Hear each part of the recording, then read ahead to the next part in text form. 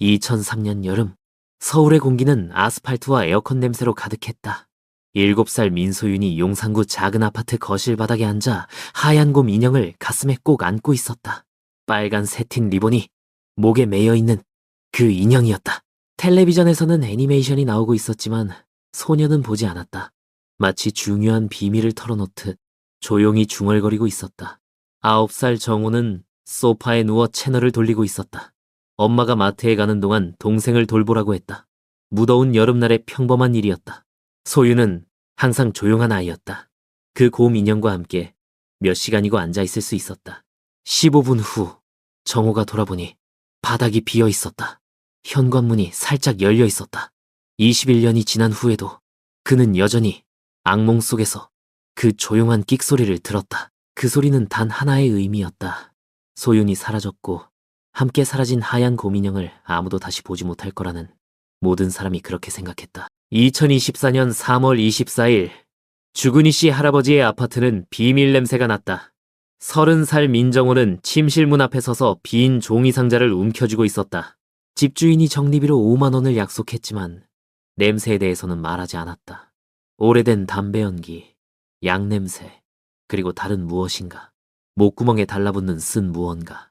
노인은 일주일 전 잠들어 있는 동안 죽었다. 새벽 3시에 심장이 멈췄다.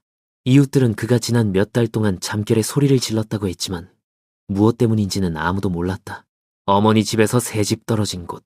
정호가 어릴 때 여동생 소윤과 함께 뛰어놀던 바로 그 계단. 여동생이 사라진 그날까지. 그는 이씨 할아버지의 매트리스를 뒤집었다. 보물은 없었다. 죽음과 존벌레 냄새가 나는 슬리퍼를 밀어냈다. 거의 지루함으로 침대 밑을 들여다봤다. 신발 상자. 누군가 절대 찾지 못하기를 바라는 듯 깊숙이 밀어넣어져 있었다. 안에는 누렇게 바른 사진들, 오래된 편지들, 그리고 맨 밑에 흰색 털뭉치가 있었다. 세월의 회색빛으로 변한 곰인형. 목에는 바랜 빨간 리본이 매여 있었고 오른쪽 발톱에 분홍색 실이 글자를 이루고 있었다. 소윤, 21년 전 어머니 손으로 수놓은 여동생의 이름. 그 무더운 여름날 7살 소녀와 함께 영원히 사라졌어야 할 곰인형. 소윤이 눈이라고 부르던 그 인형. 정호는 떨리는 손으로 인형을 쥐었다. 안에서 무언가 딸깍거렸다. 딱딱하고 낯선 것. 그는 등 쪽 바느질을 찢었다. 작은 녹음기가 둔탁한 소리와 함께 바닥에 떨어졌다. 그 긴 자국투성이 테이프로 칭칭 감겨 있었다. 마치 누군가 절대 열리기를 원하지 않는 것처럼. 왜 아이들에게 항상 사탕을 나눠주던 착한 이씨 할아버지가 사라진 소녀의 곰인형을 침대 밑에 숨겨두었을까? 그리고 왜 누군가 소윤의 이름을 언급할 때마다 그의 손이 떨렸을까? 정호는 녹음기를 바라봤다. 배터리는 오래전에 나갔지만 플라스틱에는 아직도 다른 사람의 지문이 남아있었다. 이씨 할아버지, 당신은 무엇을 숨기고 있었나요? 정호는 소윤이 한국 팝송에 맞춰 춤추던 모습을 기억했다. 눈을 가슴에 꼭 안고서 사탕이 하나밖에 없어도 나눠주던 모습. 싸운 후에도 금세 용서해주던 모습. 이런 기억들이 곰인형 발견을 더욱 아프게 만들었다. 이제 그는 그 똑같은 곰인형과 함께 트럭에 앉아 녹음기를 바라보고 있었다. 배터리를 사야 했다. 하지만 무엇이 녹음되어 있을지 두려웠다. 21년 동안 묻혀있던 진실을. 편의점에서 배터리를 샀다. 손이 떨려서 2번이나 떨어뜨렸다. 젊은 알바생이 이상하게 쳐다봤지만 상관없었다. 트럭으로 돌아와 녹음기에 배터리를 넣었다. 딸깍, 희미한 소음, 그 다음 정적, 작은 다이얼을 돌렸다. 갑자기 목소리가 들렸다. 예전에 곰인형에게 비밀을 속삭이던 바로 그 목소리. 작고 부드럽고 거칠지만 여전히 선명했다. 제 이름은 민소윤이에요. 7살이에요. 누가 제 곰인형을 찾으면 엄마에게 제가 착했다고 말해주세요. 그 사람이 조용히 하라고 했을 때 울지 않았다고 말해주세요. 정호는 핸들을 움켜쥐었다. 너무 세게 잡아서 손가락 마디가 하얗게 되었다. 이것은 어둠을 무서워하고 선생님이 되고 싶어하던 그의 작은 여동생이었다. 녹음기를 귀에 더 가까이 댔다. 정전기, 천이 마이크를 스치는 소리, 그 다음 다른 목소리. 남자의 낮은, 마이크에 가까운, 하지만 중얼거리는, 반은 속삭임, 반은 위협. 조용히 해, 꼬마야. 안 그러면 어떻게 되는지 알지? 더 이상 엄마는 없어. 작은 헐떡임. 그 다음 정적. 테이프가 끝났다. 정호는 한참 동안 그 자리에 앉아 있었다. 고민형이 무릎에 있고 녹음기가 다시 죽어 있었다. 엄마는 소윤이 사라진 후 메모 남기기를 그만두었다. 음악 듣기도 그만두었다. 그리고 이제 그는 누군가 작은 소녀에게 엄마를 영원히 빼앗겠다고 위협했다는 것을 알았다. 더 이상 엄마는 없어. 누가 아이에게 그런 말을 하는가? 그는 떨리는 손가락으로 되감았다. 몇 번이고 들었다. 조용히 해. 꼬마야, 더 이상 엄마는 없어. 이씨 할아버지의 목소리가 아니었다. 너무 거칠었다. 이씨 할아버지는 말이 부드러웠고 달콤했다. 이건 더 딱딱하고 더 비열하고 날카로웠고 가식에 지친 목소리였다. 박재민 삼촌이 말했다. 우리 곧 여행 갈 거야. 박재민, 이씨 할아버지의 동생. 기름진 미소를 가진 남자. 아버지가 떠났을 때 정호를 집안의 남자라고 축하하며 너무 오래 손을 잡았던 남자. 정호는 녹음기를 주머니에 넣고 박재민을 찾아가기로 결심했다. 21년 동안 기다렸다. 더 이상 기다릴 수 없었다. 박재민은 시 외곽 낡은 시골길 너머에 살았다. 도시 경계를 지나 들판이 듬성듬성한 숲으로 바뀌는 곳. 지붕이 쳐진 단층집. 앞마당에는 더 나은 시절의 묘비 같은 낡은 캠핑카가 녹슬어 있었다. 정호는 두 집 떨어진 곳에 주차했다. 엔진을 껐다. 더러운 앞유리를 통해 집을 지켜봤다. 고민형이 조수석에 두 번째 눈처럼 앉아 있었다. 불빛도 움직임도 없었다. 박재민이 있다면 곧 알게 될 것이었다. 그는 내렸다. 부츠가 자갈을 밟으며 삐걱거렸다. 심장이 갈비뼈 속에서 너무 크게 뛰어서 박재민이 사이딩을 통해 들을 수 있을 거라고 반쯤 생각했다. 앞 현관으로 올라갔다. 페인트가 벗겨지고 낡은 풍경이 마른 바람에 딸랑거렸다. 한 번, 두 번 노크했다. 대답이 없었다. 손잡이를 돌려봤다. 잠겨 있었다. 당연했다. 옆으로 돌아갔다. 반쯤 열린 차고 문틈으로 오래된 담배 냄새가 풍겨왔다. 안에서 들렸다. 억눌린 기침. 의자 다리가 긁히는 소리. 박재민이 집에 있었다. 정호는 고민형을 더 꽉 움켜쥐고 문을 천천히 밀었다. 낡은 경첩이 고발자처럼 비명을 질렀다. 박재민은 작업대 옆 접이식 테이블에 앉아 있었다. 소매를 걷어올리고 손톱 밑에 기름때가 끼어 있었다. 차가운 맥주가 앞에서 땀을 흘리고 있었다. 그의 눈이 위로 번뜩였다. 창백하고 날카로웠다. 반초 동안 놀라지 않았다. 마치 정호가 올 줄 내내 알고 있었던 것처럼. 아, 민씨, 집 아들이네. 박재민이 쉰 목소리로 말했다. 병을 들어 조롱하듯 건배했다. 꼭 아버지 닮았구나. 똑같이 못된 눈, 똑같은 어깨의 앙금. 정호는 앉지도 웃지도 않았다. 고민형을 발로 들고 죽은 것처럼 매달았다. 이게 왜 이씨 할아버지 집에 있었지? 박재민의 눈이 딱 한 번 경련했다. 작게. 그러자 그의 미소가 더 넓어졌다. 썩은 이와 가짜 따뜻함이 가득했다. 그건 이야기가 있지. 박재민이 기름처럼 부드러운 목소리로 말했다. 들어와, 아들아. 문 닫고 너와 나 할 이야기가 많아. 정호는 차고 안으로 들어갔다. 문을 닫지 않았다. 박재민이 웃었다. 냉소적이고 날카로운 웃음. 똑똑하구나. 도망갈 길을 열어두고. 박재민이 맥주를 마셨다. 앉아. 오래 걸릴 이야기야. 정호는 서 있었다. 고민형을 양손으로 쥐고 있었다. 내 여동생에게 무슨 일이 일어났는지 말해. 여동생? 박재민이 혀를 찼다. 아, 작은 소윤이. 참 귀여운 아이였지. 항상 그 바보 같은 고민형과 놀았어.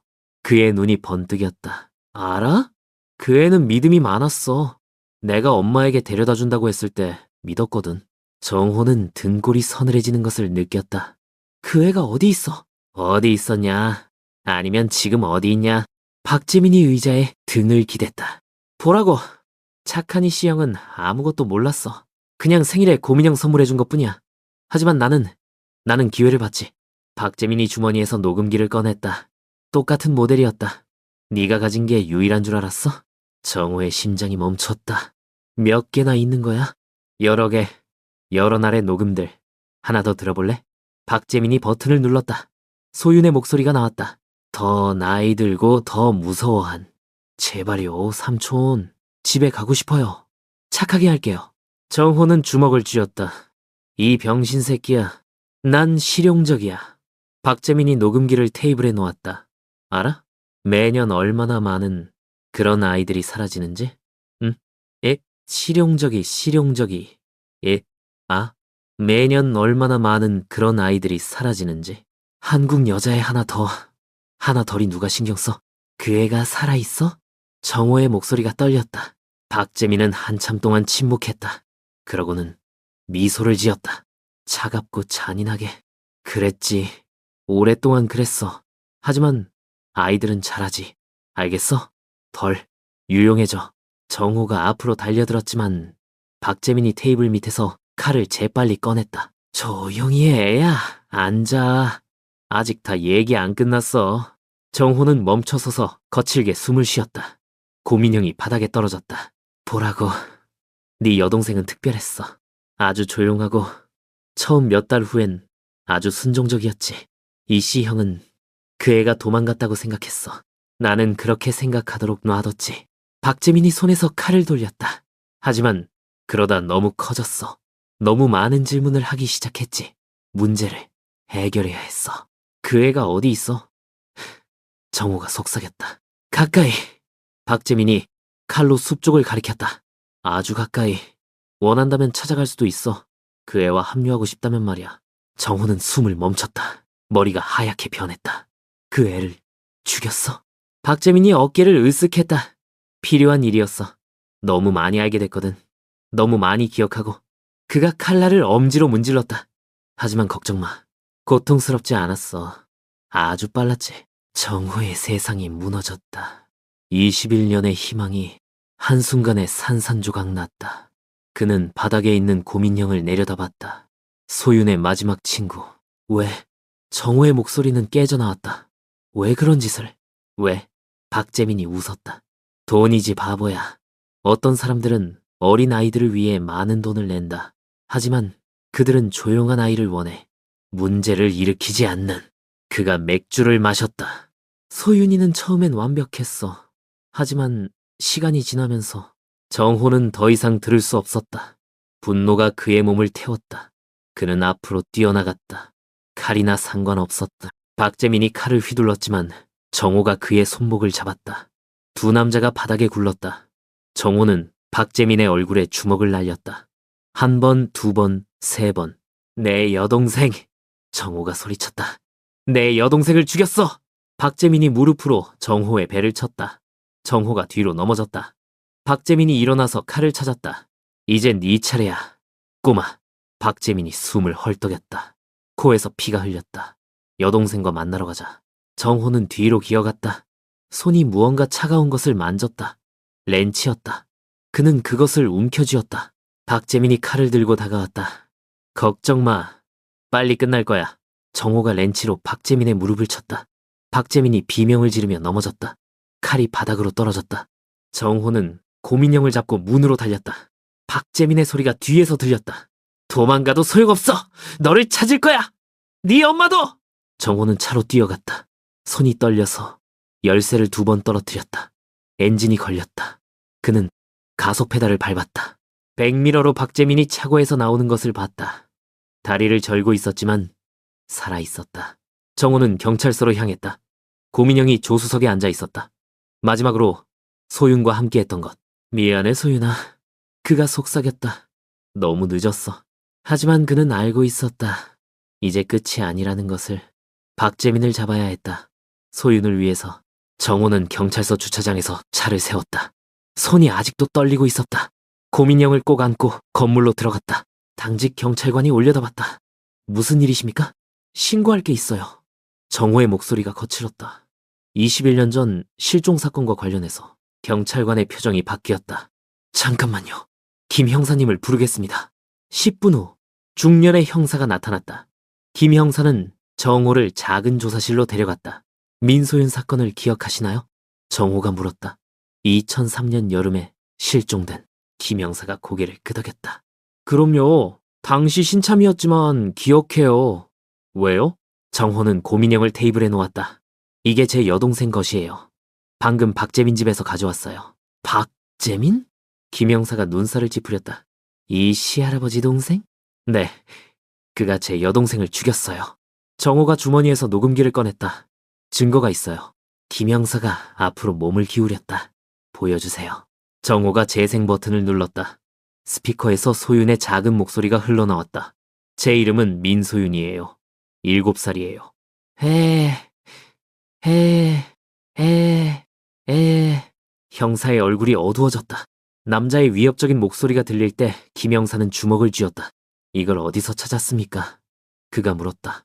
고민형 안에서요. 이씨 할아버지 침실 침대 밑에 있었어요. 정호가 의자에 기댔다. 하지만 이게 전부가 아니에요. 박재민이 저에게 자백했어요. 아이들을 팔았다고 했어요. 소윤이가 너무 나이를 먹어서 죽였다고요. 김 형사가 벌떡 일어났다. 그가 지금 어디 있습니까? 집에 있어요.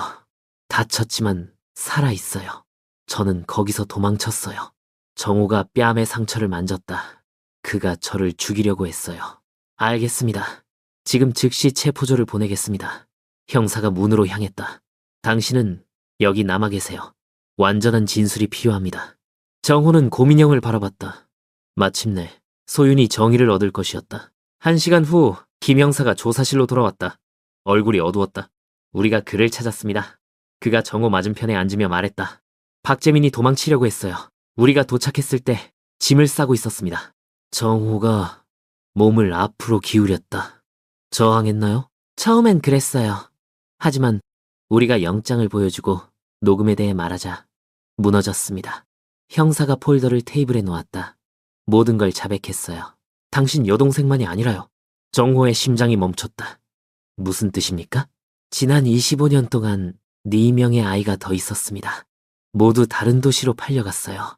형사가 폴더를 열었다. 한 소녀를 부산에서 살아있는 채로 찾았습니다. 지금 23이에요. 증언에 도움이 될 거예요. 정호는 눈을 감았다. 소윤이만이 유일한 피해자가 아니었다. 이씨 할아버지는 어떻습니까? 그가 물었다. 정말 아무것도 몰랐어요.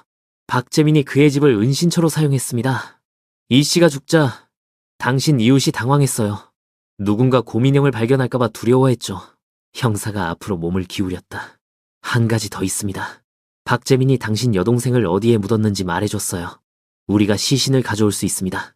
정호는 눈물이 차오르는 것을 느꼈다. 마침내 소윤이 집에 돌아올 수 있었다. 그는 몇 년을 받을까요? 정호가 속삭였다. 5건의 살인과 인신매매로요? 무기징역이요. 아마 사형일 수도 있고요. 형사가 폴더를 닫았다. 당신 여동생이 정의를 얻을 겁니다. 정호는 고민형을 들었다. 어머니에게 말씀드려야 해요. 물론입니다. 하지만 먼저 기록을 위해 몇 가지 질문이 더 있어요. 형사가 녹음기를 꺼냈다. 처음부터 모든 걸 말해주세요. 고민형을 찾았을 때부터요? 정호는 깊게 숨을 들이마셨다. 죽은 이웃의 물건을 정리하던 그 3월날에 대한 이야기를 시작했다. 침대 밑에 고민형에 대해, 모든 것을 바꾼 녹음에 대해. 마침내 진실이 수면으로 떠올랐다. 그리고 소윤이 평안히 쉴 수 있었다. 정호는 어머니 집 앞에서 차 안에 앉아 있었다. 고민형이 조수석에 놓여 있었다. 문 손잡이를 잡으려 할 때 손이 떨렸다. 이렇게 오랜 시간 후에 어떻게 진실을 말할 수 있을까? 어머니는 그가 노크하기도 전에 문을 열었다. 그녀의 눈이 즉시 그의 손에 있는 고민형에 떨어졌다. 정호야. 목소리가 거의 들리지 않았다. 어디서 찾았니? 엄마, 앉으세요. 그는 그녀를 부엌으로 데려갔다.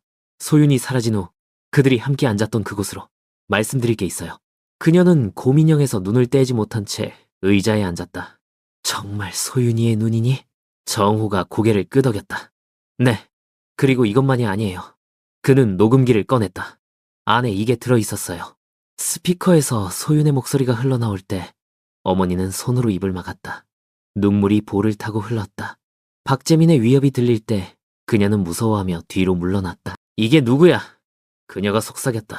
박재민이에요. 이씨 할아버지 동생. 정호가 그녀의 손을 잡았다. 엄마, 듣기 어려우시겠지만 소윤이는 죽었어요. 그가 여러 해 전에 죽였어요. 어머니는 오랫동안 침묵했다.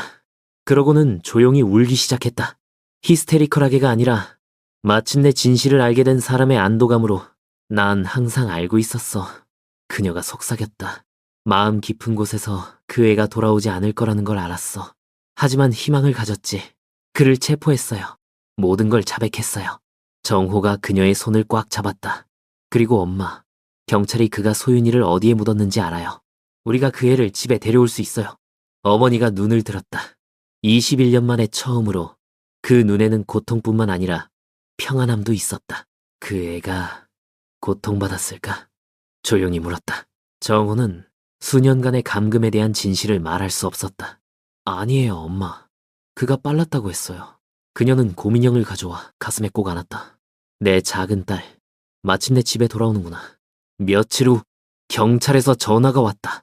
시 외곽 숲에서 시신을 발견했다. 박재민이 말한 바로 그곳에서 감정이 확인했다. 소윤이었다. 장례식은 조용히 치렀다. 그들과 어머니, 그리고 몇몇 오래된 이웃들만 참석했다. 고민형을 그녀와 함께 관에 넣었다. 무덤 앞에 서서 정호는 마침내 21년 동안 마음에 품고 있던 말을 했다. 미안해, 소윤아. 너를 더 잘 돌봤어야 했는데.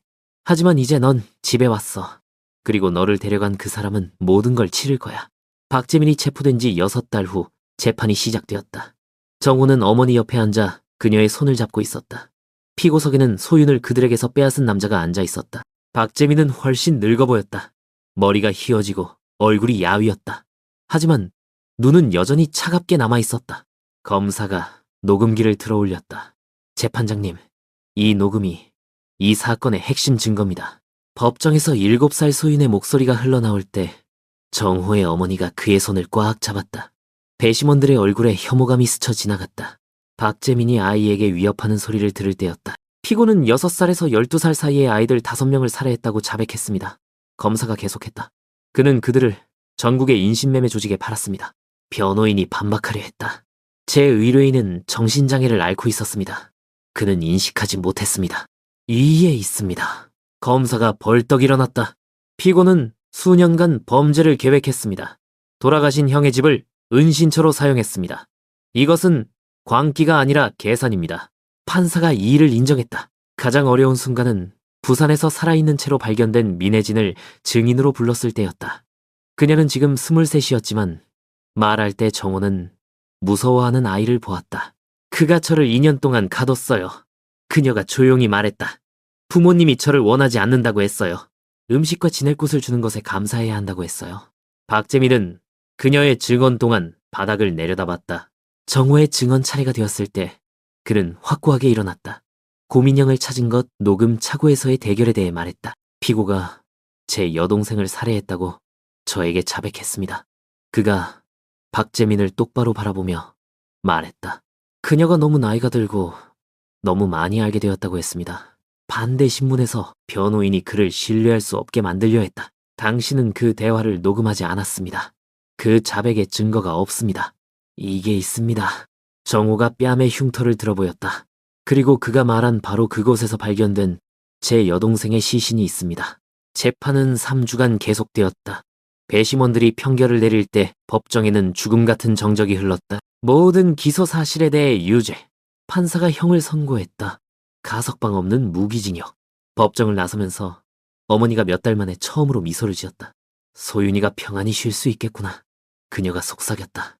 재판이 끝난 지 1년 후 정호는 하얀 국화꽃 다발을 들고 소윤의 무덤 앞에 서 있었다. 묘비는 단순했다. 민소윤, 사랑하는 딸이자 여동생, 1996-2003. 마침내 집에 돌아오다. 어머니는 더 자주 웃게 되었다. 심지어 21년 동안 만들지 않았던 소윤이 좋아하던 김치찌개를 다시 만들기 시작했다. 가끔 정호는 어머니가 부엌에서 소윤의 사진과 조용히 이야기하는 것을 발견했다. 하루 일과를 얘기해주는 거야. 어머니가 설명했다. 그 애는 항상 이야기 듣는 걸 좋아했거든. 김영사가 가끔 소식을 전하며 전화했다. 박재민은 면회 없이 감옥에 앉아 있었다. 그가 판 다른 아이들이 점차 발견되고 있었다. 둘은 가족에게 돌아갔고 하나는 안타깝게도 몇 년 전에 죽은 채로 발견되었다. 당신의 사건이 전체 네트워크를 무너뜨리는 데 도움이 됐어요. 형사가 마지막 전화에서 말했다. 8명을 더 체포했습니다. 정호는 일로 돌아갔다. 오래된 것을 허무는 대신 새 집을 짓기 시작했다. 파괴가 아닌 창조가 더 옳은 일처럼 보였다. 어느 날 지붕에서 일하고 있을 때 젊은 여자가 그에게 다가왔다. 민정호 씨세요? 그녀가 물었다. 그가 고개를 끄덕이며 작업용 장갑에 손을 닦았다. 저는 이지민이에요. 제 언니가 2년 전에 사라졌어요. 경찰이 당신 사건이 그 애를 찾는데 도움이 될 수 있다고 했어요. 정호는 사다리에서 내려왔다. 소녀의 눈에는 그가 오랫동안 간직했던 것과 같은 고통이 있었다. 이름이 뭐예요? 그가 부드럽게 물었다. 이지연이에요. 사라졌을 때 8살이었어요. 정호는 전화를 꺼냈다. 김영사님 번호를 드릴게요. 제가 보냈다고 말씀하세요. 그녀가 번호를 가지고 떠났을 때 정호는 새로운 무언가를 느꼈다. 소윤에 대한 고통뿐만 아니라 목적 같은 것을. 아마도 그녀의 이야기가 다른 사람들이 진실을 찾는 데 도움이 될 수도 있다. 그날 저녁, 그는 어머니에게 만남에 대해 말했다. 그들을 도와야 한다고 생각해? 그녀가 물었다. 모르겠어요. 정호가 대답했다.